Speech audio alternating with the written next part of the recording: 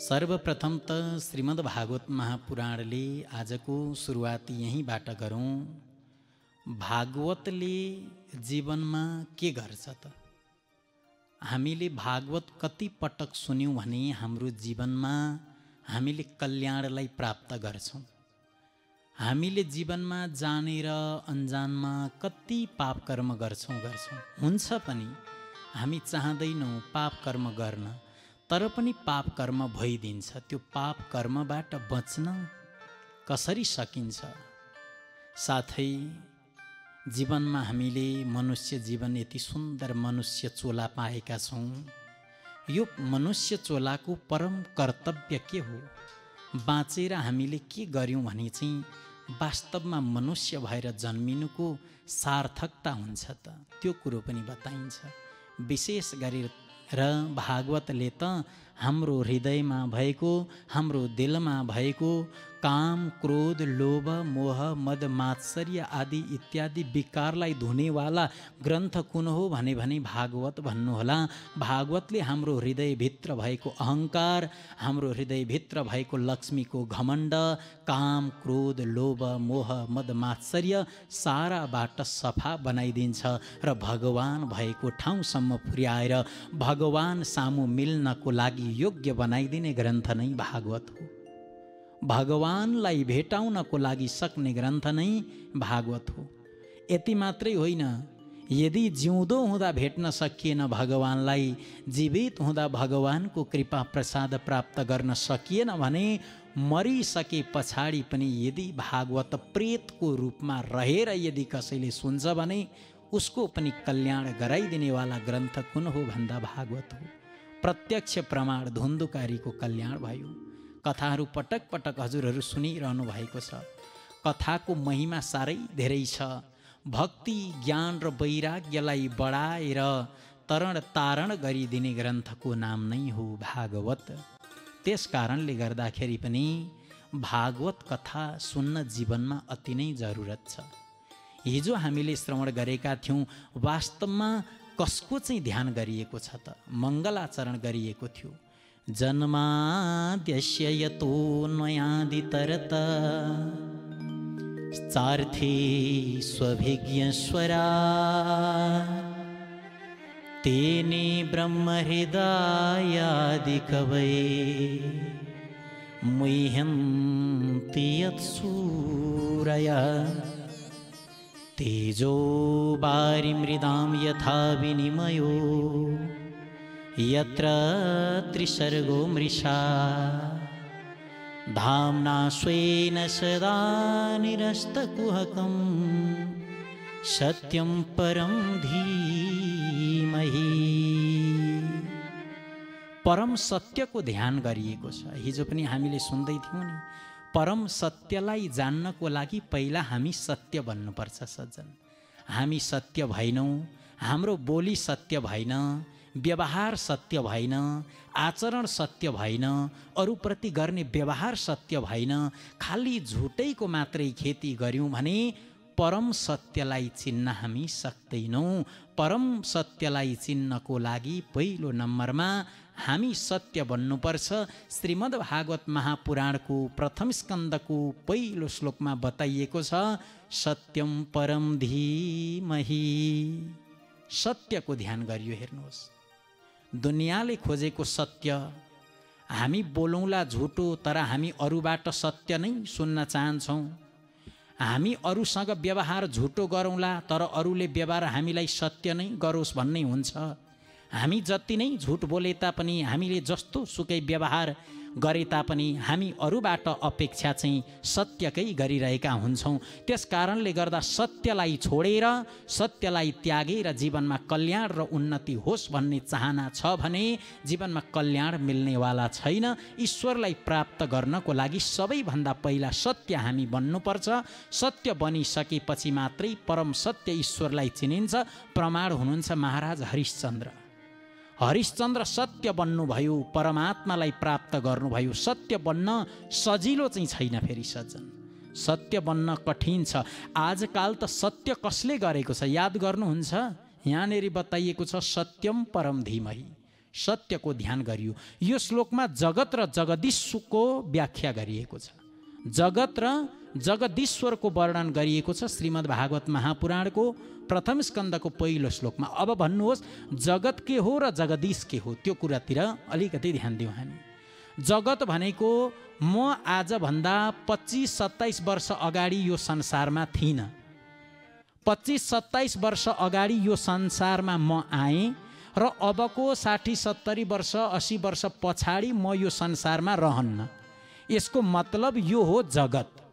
यो संसार पनि पहिला थिएन, बीचमा भयो र भोलिको दिनमा यो संसार पुरै विलय हुनेछ। संसार रहँदैन। संसार नरहे तापनि यसलाई भनिन्छ जगत। जुन कुरो हिजो थियो, आज छ, भोलि रहँदैन। या यसरी सम्झिनुहोस्, हिजो थिएन, आयो, आज छ र भोलि रहँदैन, उसलाई भनिन्छ जगत। तर ईश्वरलाई के भनिएको छ भन्दा जगदीश भनेको, जगदीश्वर भनेको छ जो पूर्वकालमा पनि हुनुहुन्थ्यो, अहिले पनि हुनुहुन्छ र भोलि पर्सि दुनियाँ संसार जब रहँदैन तब पनि जुन परमात्मा रहनुहुन्छ उनै हुन् सत्यम परम धीमहि। तिनै जगदीश्वरलाई सत्य नामले उच्चारण गरिएको छ। भागवत भगवानको जय। तिनै जगदीशले यो संसारको रचना गर्नुहुन्छ, सृष्टि गर्नुहुन्छ, पालन गर्नुहुन्छ, संहार गर्नुहुन्छ, सूर्यलाई उदाउनको लागि आदेश दिनुहुन्छ, इन्द्रलाई जलवर्षा गर्नको लागि आदेश दिनुहुन्छ। त्यस्तो परम सत्य परमात्मालाई श्रीमद् भागवत महापुराणको पहिलो स्कन्धको पहिलो श्लोकमा, पहिलो अध्यायको पहिलो श्लोकमा वर्णन गरिएको छ।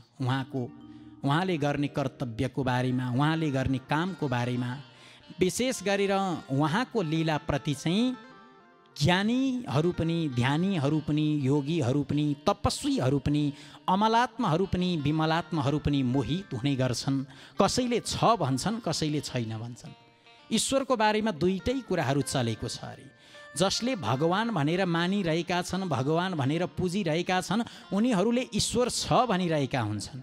जो नास्तिक छन् उनीहरूले ईश्वर छैन भनेका हुन्छन्। तर जो नास्तिक छ, जसले ईश्वर छैन भनेको छ, उसले पनि आजसम्म प्रमाण गर्न सकेको छैन कि ईश्वर छैन त छैन, कसरी छैन त। अनि अर्को पाटो, जसले छ भनेको छ, भगवान हुनुहुन्छ भनेको छ, हुनुहुन्छ भन्नेवाला गुरुहरूले पनि भगवान यस्तो हुनुहुन्छ भनेर सिधै प्रकट गरेर देखाउन सक्ने शक्ति अहिलेसम्म छैन। त्यसकारणले गर्दाखेरि ईश्वर हाम्रो सामान्य मन मस्तिष्क बुद्धिमा अट्नेवाला तत्त्व नै होइन। उहाँको हामीले केवल चिन्तन गर्ने हो, उहाँलाई सम्झने हो। उहाँको स्मरण गर्दै गर्दै गर्दै हामीले आफ्नो समयलाई बिताउनुपर्छ। तिनै सत्यलाई हामीले चिन्नुपर्छ, तिनै सत्यको हामीले ध्यान गर्नुपर्छ, तिनै सत्यको हामीले वन्दन गर्नुपर्छ, प्रार्थना गर्नुपर्छ। सत्यभन्दा अरू दुनियाँमा केही पनि छैन। भक्तवत्सल भगवानको जय। सत्यको आश्रय लिनै पर्ने हुन्छ जीवनमा। अगाडि दोस्रो श्लोकमा बताइएको छ, धर्म प्रोज्झित कैतवोत्र परमो निर्मात्सराणां सतां वेद्यं वास्तवमत्र वस्तु शिवदम् तापत्रयोन्मूलनम्।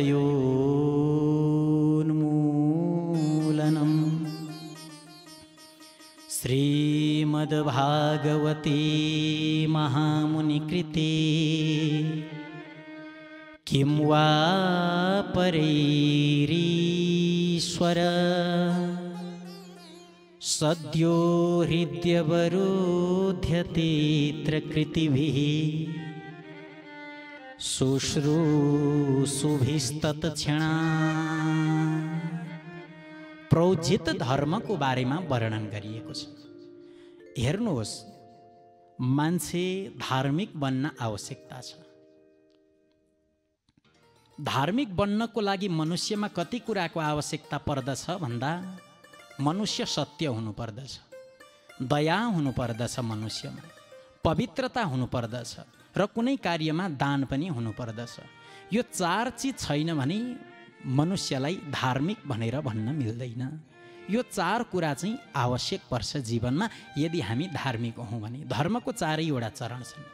यदि हामीले सत्य बोलेनौँ, सत्यता लिएनौँ जीवनमा, यदि हामीले कसैमाथि दया गरेनौँ, अनि कहिल्यै हामी पवित्र रहेनौँ र कहिल्यै कसैमाथि दान गरेनौँ भने हामी धार्मिक भन्न मिल्दैन। अलिअलि जहाँ हजुरको मन गर्छ त्यो ठाउँमा गर्नुहोस् दान। त हेर्नुहोस्, दान इच्छाले गर्ने कुरा हो। त्यो कुरो म पटक पटक बताइरहेको हुन्छु। बाटोमा हिँड्दै जाँदा कसैले मागेर बसेको छ, उसलाई केही चिज किनेर उसलाई खानको लागि दिनुहोस्, त्यो दान भयो। हजुरले जीवनमा कसैले केही चिज पाउँदै खोज्दैछ, याचना गर्दैछ, उसलाई केही चिज दिनुहोस्, त्यो दान भयो। हेर्नुहोस्, हामीले एउटा कुरो नबुझेको पनि हुन सक्छौँ। दान अलग विषय हो र दक्षिणा अलग विषय हो। ख्याल गर्नुहोला। दान त हामीले गर्नै पर्छ जीवनमा, दक्षिणा त अब अनिवार्य दिनुपर्छ। जस्तो तपाईँले आफ्नो घरमा गुरुजीलाई बोलाउनु भयो, गुरुजीलाई बोलाएर वेदको मन्त्र पढ्न लाउनु भयो, छोरीको विवाह गराउन लाउनु भयो, छोराको चाहिँ नामाकरण संस्कार गर्न लाउनु भयो, र त्यस पछाडि हजुरले जुन गुरुजीलाई पैसा दिनुहुन्छ उसलाई भनिन्छ दक्षिणा। त्यो चाहिँ काम लगाइसकेपछि अनिवार्य दिनुपर्छ हजुरले। जस्तो घरमा लिप्न मान्छे बोलाउनु भयो, पोत्न बोलाउनु भयो, घर बनाउन बोलाउनु भयो, त्यसपछि पैसा दिए जस्तै हो दक्षिणा भनेको चाहिँ।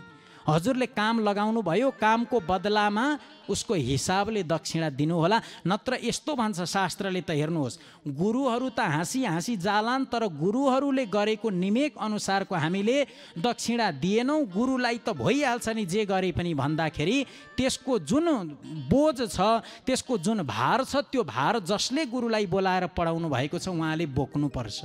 कुनै भार बोक्ने काम चाहिँ हामीले गर्नु हुँदैन। सकेसम्म र भएसम्म हामीले सबै जीवहरूलाई खुसी बनाउनु पर्छ। केही चिज जीवनमा दानको लागि छुट्याउनु पर्छ। अनि दया हुनुपर्छ हामीमा। दयया सर्वभूतेषु, सबै जीवहरूमा दया हुनुपर्छ। हेर्नुहोस्, धर्म प्रोज्जित, प्रोज्जित धर्म भनेको के हो भन्ने बारेमा बताउँदैछु। सम्पूर्ण जीव, सम्पूर्ण देहधारीमाथि हाम्रो दया हुनुपर्छ। यदि हामीमा दया छैन, आफ्नालाई मात्रै गर्ने दया छ भनेदेखि हामीलाई दयावान भनिँदैन। कोही कोही सज्जन त के गर्नुहुन्छ भने, मैले 2टा मोबाइल दिएँ, अब दानै दिए जस्तो कुरो गर्नुहुन्छ। कसलाई दिएको हौ भनेर सोद्धाखेरि एउटा भान्जोलाई पठाइदिएँ, एउटा काकाको छोरोलाई। अब त्यो दान भएन। हेर्नुहोस्, त्यो त तपाईँले परिवारको लागि दिनुभयो, अनि त्यो दिएँ भन्ने कुरा रह्यो। यस्तै प्रकारले हेर्नुहोस्, जीवनमा दयाको धेरै महत्त्व छ। अब हामीले दया त्याग्यौँ भने हामी धार्मिक बन्दैनौँ। हामी यात्रा गर्दै जाँदैछौँ, कोही व्यक्ति एक्सिडेन्टमा परेको छ, छटपटाइरहेको छ, मर्न लागिरहेको छ, देख्यौँ, तर हामीले मनमा के सोच्यौँ भने हाम्रो काम बितिरहेको छ, पहिला काम बनाउनको लागि जानु पर्यो। को मरो वास्तै छैन, कसलाई चोट लाग्यो, को छटपटाइरहेको छ, उसमा हामीले विचारै गरेनौँ। अलि पर पुगेपछि कसैले बताइदियो त्यो मर्नेवाला त तिम्रै मामा हो भनिदियो। अब हामी फर्केर आयौँ, फर्केर आउँदा त्यो छटपटाइरहेको, अघि छटपटाएको व्यक्तिले प्राण त्यागिसकेको छ। त्यो दया भएन। हेर्नुहोस्, दयया सर्वभूतेषु, सम्पूर्ण जीव, सम्पूर्ण देहधारी प्रति दया राख्नुपर्छ। अरूको हित चिताउनुपर्छ, आफ्नो हित त्यसै हुन्छ। अरूको कल्याण सोच्नुहोस्, आफूलाई कल्याण मिल्नेछ। अरूलाई केही दिनुहोस्, हजुरलाई उसले केही दिन्छ। अरूबाट मात्रै लिने चाहना राख्नु पनि दयाको पाटो भएन। अरूप्रति दया गर्नुपर्छ। दयया सर्वभूतेषु, जसरी हुन्छ हामीले जीव जन्तुमा पनि त्यही कुरो बताइएको छ। हेर्नुहोस् सज्जन, जीव जन्तुहरूमध्ये पनि देशको नियम के छ भन्दा, कसैलाई यदि कसैले मार्छ भने उसलाई लगेर जेलमा राखिन्छ। कतिपय केसहरूमा चाहिँ यसरी राखिन्छ कि तपाईँको आजीवन जेलमा बस्नुपर्ने हुन्छ।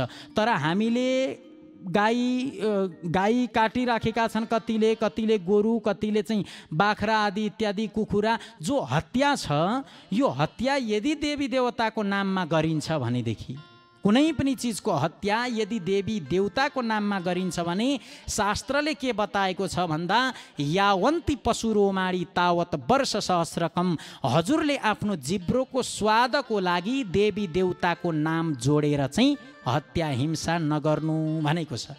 दया गर्नु, जीवमा, सम्पूर्ण देहधारी जीवहरूमा दया गर्नुपर्छ। हजुरले लिनुहुन्छ त्यसको विषयमा मैले केही पनि बोलिनँ। अब यहाँबाट थोरै बोलिदिँदैमा ल छोड्नुहोस् भन्दा टेलिभिजन हेर्ने जति सबैले छोड्ने पनि होइन। हजुरहरू आफै बुझ्ने हुनुहुन्छ, आफै जान्ने हुनुहुन्छ, तर पनि देवी देवताको नाम लिएर चाहिँ पशु पक्षी आदि इत्यादिको हत्या नगर्नु, त्यो कुरो चाहिँ छ है मजाले। यावन्ती पशुरोमाणी तावत वर्ष सहस्रकम, पशुको शरीरमा जति रोम हुन्छ त्यति वर्ष चाहिँ व्यक्तिले नरक भोग्नुपर्छ अरे।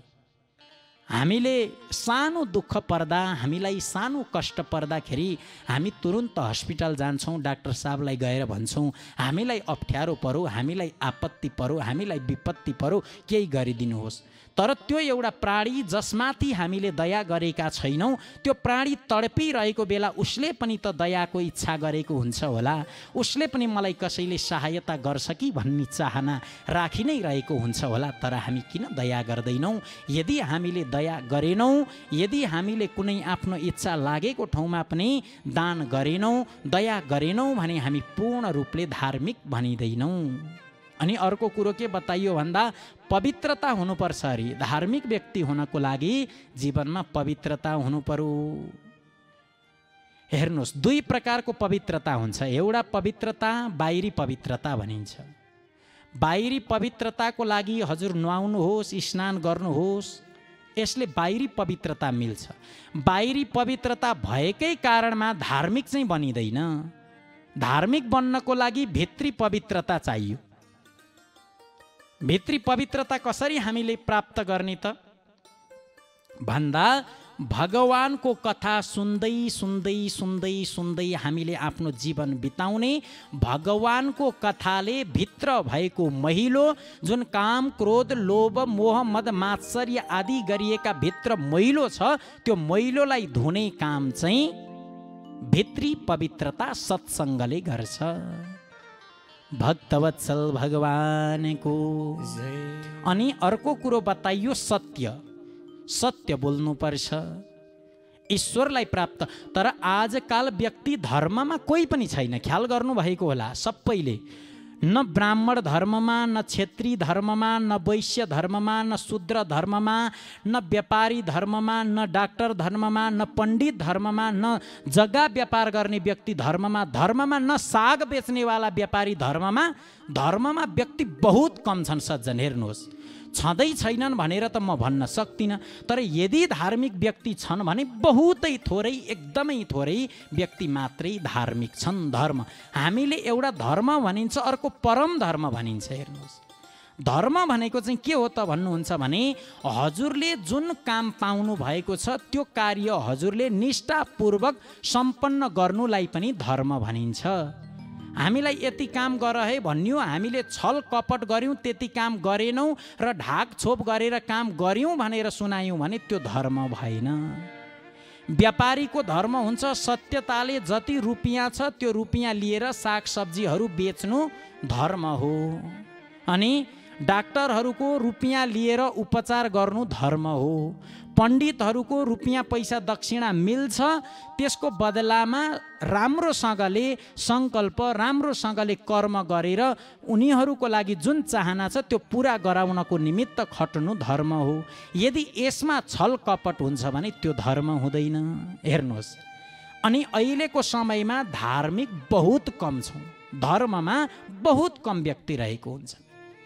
किन भन्नुहुन्छ भने हस्पिटल हुँदै हेर्नुहोस्, हस्पिटलमा मरेको मान्छेलाई लिएर जाने हो भने पनि कतिपय हस्पिटल है, सबै त भनिन, तर हस्पिटल कतिपयले चाहिँ मरेको व्यक्ति लिएर गएर डाक्टर साहब यसको केही हुन्छ हालत भनेर छटपटाइरहेको छोराछोरीले लिएर गएर देखाउँदा हस्पिटलले लिन्छ, मरिसकेको हुन्छ उसलाई थाहा हुन्छ, तर 5-7 दिन राख्छ, त्यसपछि बिदा गरिदिन्छ। त्यो धर्म भएन, उसको धर्म भएन।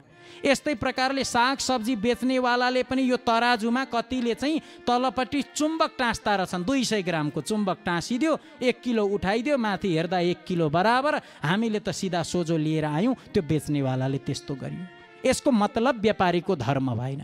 पण्डितलाई कर्म दिनुभएको छ, त्यो कर्म पुरा गरेनन् भने उनी धर्ममा रहेनन्। हेर्नुहोस्, त्यो कुरो याद गर्नुहोस्, विचार गर्नुहोस्। व्यक्ति धर्ममा रहनुपर्छ यदि परम धर्मको आश्रय लिएर सत्य बनेर परम सत्यलाई चिन्नु छ भने व्यक्ति सबैभन्दा पहिला धार्मिक बन्नुपर्छ। धार्मिक बन्नको लागि जुन 4वटा चरण मैले बताइरहेको छु, यो 4वटा चरणको आश्रय नलिकन, यी 4वटा चरणको अनुसरण नगरिकन व्यक्ति धार्मिक बन्न सक्दैन। त्यो कुरो बताइयो। हामीले कर्म त गरिरहेका हुन्छौँ सज्जन, तर कर्म गरे बापत हामीले केही चिजको चाहना राख्छौँ, यो कुरो मिलिदिए हुन्थ्यो, यो कुरो प्राप्त भइदिए हुन्थ्यो। एक प्रकारको दुईटा कुरो छ, कर्मण्यवाधिकारस्ते मा फले सुखदाचन, फलको इच्छा नगर तर कर्म गर भनिन्छ। तर यो कुरोलाई यसरी पनि बुझ्न सक्नुहुन्छ, फलको इच्छा नगरिकन त व्यक्तिले कर्मै गर्दैन, जीवनमा कर्मै गर्दैन। कुनै पनि कर्म गर्छ भने मैले भागवत पढ्दैछु भने भोलि भागवत वाचनबाट मलाई बोलाउनुहुन्छ, मैले घर घरमा गएर भागवत वाचन गर्न पाउँछु भन्ने फल आशा राखेरै भागवत पढेको हुन्छ। तपाईँ घर बनाउँदै हुनुहुन्छ भने मैले घर राम्रो तरिकाले बनाउँछु भन्ने फलको आशा राखेरै कर्म गर्नुहुन्छ। तर फलको आशा राख्नुहुन्छ भने पनि राम्रो फलको आशा राखेर राम्रो कर्म गर्नुपर्दछ भन्ने कुरो यहाँनिर बताइयो। धर्म प्रोजित कैतवोत्र परमो निर्मत्सराणां सताम्। धर्म जसरी हुन्छ, धर्म अर्थ काम मोक्ष, यो सबै कुरा दिनेवाला ग्रन्थ पनि भागवत हो। धर्म आफूले बढाउँदै गर्ने, हामीले जुन कार्य गर्छौँ त्यो पनि धर्मैको लागि कार्य गर्ने, त्यस पछाडि अर्थ जुन हुन्छ त्यो अर्थ पनि धर्मैको निमित्त लगाउने, त्यस पछाडि हाम्रो मोक्ष प्राप्त हुन्छ, यसमा सन्देह छैन। त्यस पछाडि जो व्यक्तिले धार्मिक बनेर जीवन, यो केवल अरू धेरै कुरा बुझ्नु परेन, यही भागवतको प्रथम स्कन्धको 3 श्लोक सुनेर यदि आफ्नो जीवनमा यी कुराहरू पालन गरेर व्यक्ति अगाडि बढ्छ भने त्यो धार्मिक हुन्छ। उसले परम सत्यलाई चिन्न सक्छ र परम सत्यलाई चिनिसकेपछि उसको कल्याण हुन्छ। यसमा कुनै पनि प्रकारको शङ्का संशय छँदै छैन। कल्याणलाई प्राप्त गर्छ, तर मान्नु पर्यो। सुन्नेवाला त दुनियाँमा धेरै हुन्छन्, मान्नेवाला कम हुन्छन्। किनकि यो मन यस्तो छ नि, हाम्रो मान्नै दिँदैन कुनै कुरो। सुन्न त कानले जबरजस्ती सुन्छ, तर मनले मान्दैन त्यो कुरो। गुरुले भन्नुभयो दया गर्नुपर्छ अरे भनेर भनुन्जेल त हो कि जस्तो लाग्छ, तर जब गर्ने बेला आउँछ फेरि उही हो, हाम्रो गरिँदैन। हेर्नुहोस्, त्यस कारणले गर्दा सकेसम्म धार्मिक मनुष्यले बन्न आवश्यकता छ। त्यो धार्मिक बनेको व्यक्तिले मात्रै भगवानको कथा राम्ररी बुझ्छ अरे, एउटा कुरो चाहिँ। अर्को कुरो, भगवानको कथा सुन्दा सुन्दा सुन्दा सुन्दा पनि व्यक्ति धार्मिक बन्छ। दुईटै पाटो छ। धार्मिक जब बन्छ त्यस पछाडि जुन यही कथाबाट पनि उसले अलिकति भिन्न रस उसले प्राप्त गरिरहेको हुन्छ। त्यस कारणले गर्दा भागवत कथा श्रवण गर्नको लागि पहिलो कुरो निर्मत्सराणां सताम्, मत्सरबाट रहित हुनु पर्यो हामी। हेर्नुहोस्, एउटा हुन्छ मच्छर, जुन मच्छरले चाहिँ बाहिर टोक्छ, बाहिर दुःख दिन्छ, बाहिर पीडा दिन्छ। यसबाट बच्नको लागि अनेक प्रकारका चिजहरू बनिसकेका छन्। तर भित्र जुन मत्सर छ, त्यो मत्सरबाट बच्नको लागि चाहिँ केवल भगवानको नाम नै जप्नुपर्छ। भगवानको नामको चिन्तन नगरी, भगवानको कथा नसुनी, भगवानको भजन कीर्तन नगरिकन, सत्सङ्ग नगरिकन, सत्य नबोलिकन, धर्म नमानिकन, पवित्र नभइकन हामीले मत्सरको टोकाइबाट बच्न सक्दैनौँ। यदि मत्सरको टोकाइबाट बच्नु छ भने हामी धार्मिक बन्न जरुरी छ। भगवानको कथा जीवनमा पान गर्न जरुरी छ। जसरी हुन्छ भगवानको कथा सुनिरहनुपर्छ, सुनिरहन मन लागोस् अरे भगवानको कथा। दुनियाँका व्यथा, दुनियाँका कुराहरूले अनेक कुराहरू देलान्। भागवतले निकालेर पैसाको गड्डी त हजुरको अगाडि नफ्याल्देला, तर भागवतले यो कुरो चाहिँ बाचा बन्धन राखेको छ कि जुन व्यक्तिको मन अशान्त छ उसको मन शान्ति चाहिँ भागवतले पक्का गर्छ। हामी केवल हरिद्वार जान्छौँ, काशी जान्छौँ, बनारस जान्छौँ, अमेरिका जान्छौँ, अस्ट्रेलिया जान्छौँ घुम्नको लागि। किन घुम्दैछौँ त भन्दा मनलाई शान्ति मिल्छ कि भनेर। तर त्यत्रो घुम्दा घुम्दा घुम्दा गरेर जब हामी आफ्नो ठाउँमा आउँछौँ मन हामीसँगै हुन्छ, फेरि त रुनै पर्छ। किनकि मन शान्त छैन। अब मन शान्त न त्यहाँले गर्छ न उहाँले गर्छ, मन शान्त केवल गर्छ त भगवानको कथाले गर्छ। बाँकी कुनै पनि उपाय यस्तो छैनन् जसले मनलाई शान्ति बनाइरहोस्। त्यो कुरो बताइएको छ।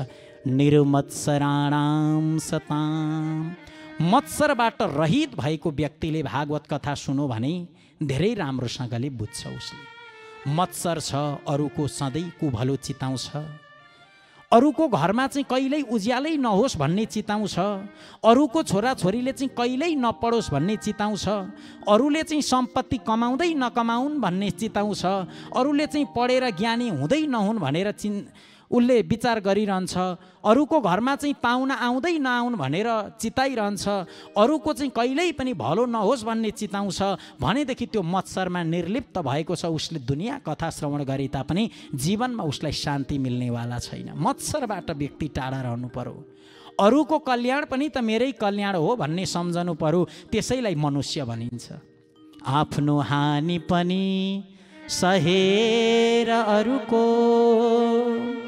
गर्छन् भलो सन्तले। हेर्नुहोस्, सन्त कसलाई भनिन्छ त? त्यो कुरो विचार गर्नुहोस्। सन्त भनेको तितिक्षवः कारुणिकः सुहृदः सर्वदेहिनां अजातशत्रवः शान्त साधवः साधुभूषण। सन्त उसैलाई भनिन्छ जो चाहिँ सबै जीव देहधारी प्राणीहरूमाथि दया राख्दछ, अरूलाई दुःख पर्दा, अरूलाई कष्ट पर्दा, अरूलाई आपत्ति आउँदा, अरूलाई पीडा पर्दा, अरू नराम्रो बाटोमा गइरहेको छन् भने आफ्नो मन दुख्छ सन्तको। सुहृदः सर्वदेहिनां, सबै देहधारीहरूमा ईश्वर विद्यमान हुनुहुन्छ भन्ने चिताइरहन्छन्। यति मात्रै होइन, सन्तको लक्षण त आफ्नो हानि होस् तर अरूको सधैँ जय होस्, आफ्नो नोक्सानी होस् तर अरूको सधैँ राम्रो होस् भन्ने जसले चिताउँछ। हेर्नु होला, आफ्नो जस्तो सुकै होस् तर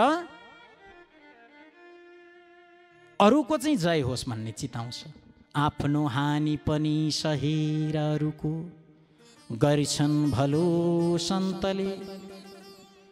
यी कुराहरू छ यदि कोही व्यक्तिमा भने, र अरूको दुःखलाई नै आफ्नो दुःख सम्झन्छन्, र अरूलाई सुख दिनको लागि आफूले दुःख जसले खेप्न सक्छ उसलाई सन्त भनिन्छ। चाहे पहेँलो कपडा लगाओस् या नलगाओस्, चाहे निधारमा चन्दन भरोस् या नभरोस्, चाहे रुद्राक्ष नै रुद्राक्ष यो शरीरमा पुरै बोकोस् या नबोकोस्, तर यदि यी जति कुरा धार्मिकमा बताइयो यी कुरा छ र अरूको सुखको लागि आफू दुःख खेप्न तयार हुन्छ भने ऊ सन्त हो।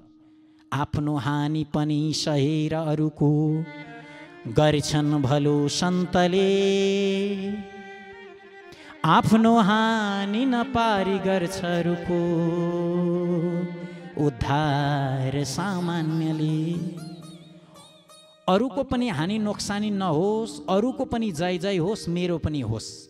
अर्को यस्तो हुन्छन्, हेर्नुहोस्, उसको पनि होस् मेरो पनि होस्, उसले पनि खाओस् मैले पनि खान पाऊँ, उसले पनि बाँचोस् म पनि बाँच्न पाऊँ। यो जुन इच्छा छ यसलाई मनुष्य भनिन्छ, सच्चा मनुष्य।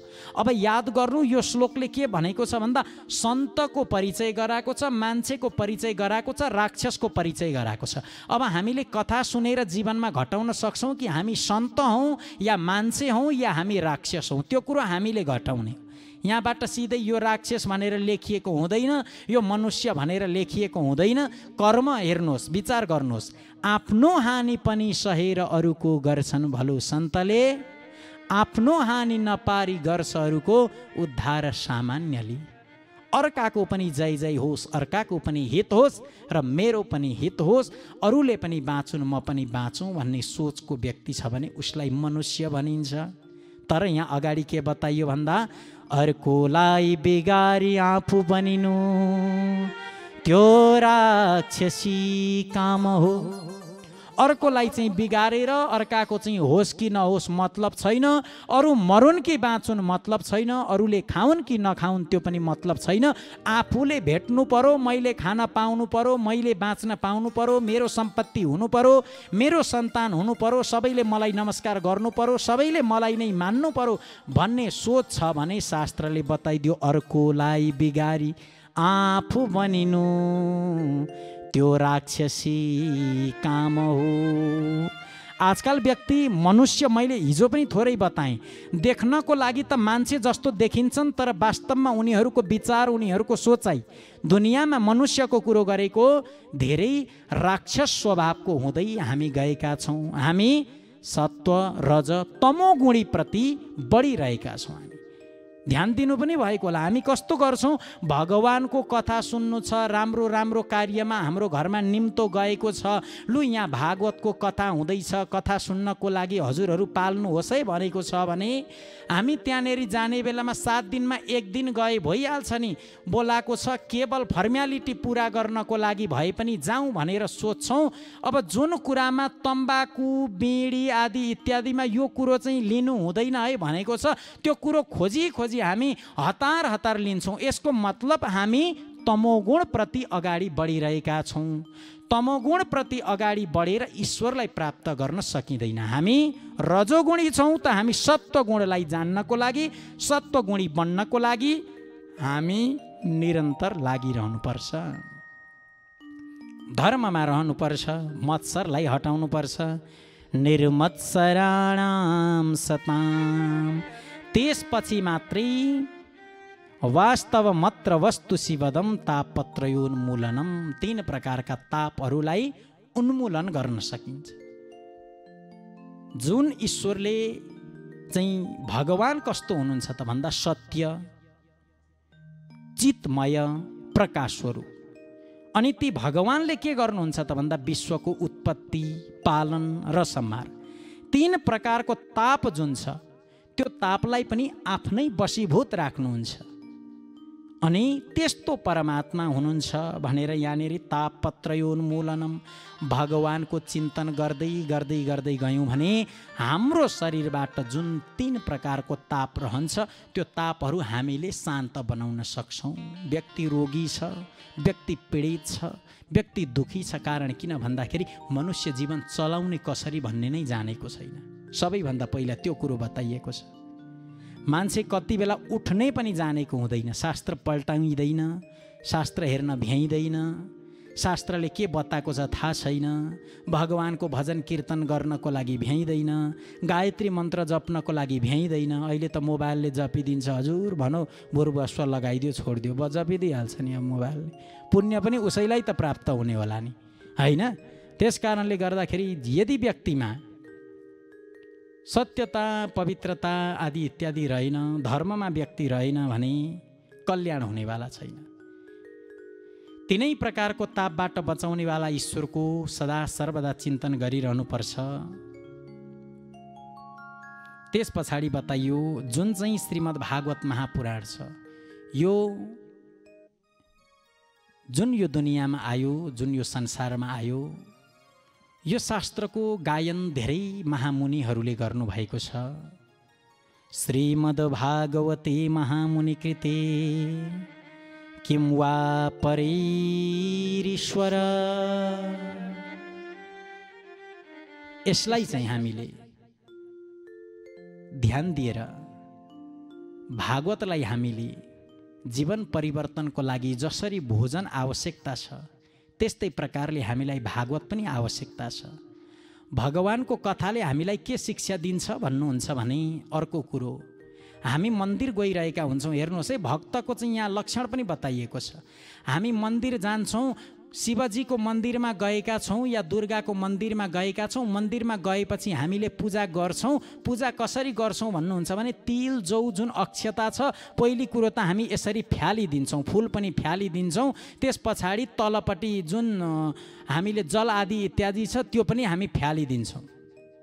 त्यसपछि जुन अगरबत्ती बोकेर गएका हुन्छौँ त्यो अगरबत्ती निकाल्छौँ, अगरबत्ती बाल्छौँ, अगरबत्ती बालेर अब त्यो राख्ने ठाउँ हुँदैन।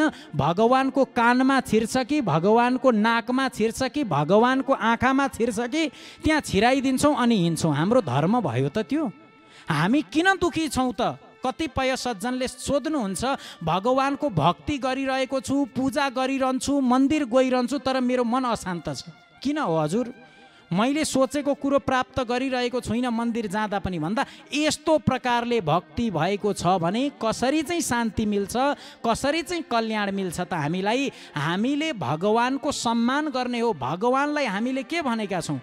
त्वमेव माता च पिता त्वमेव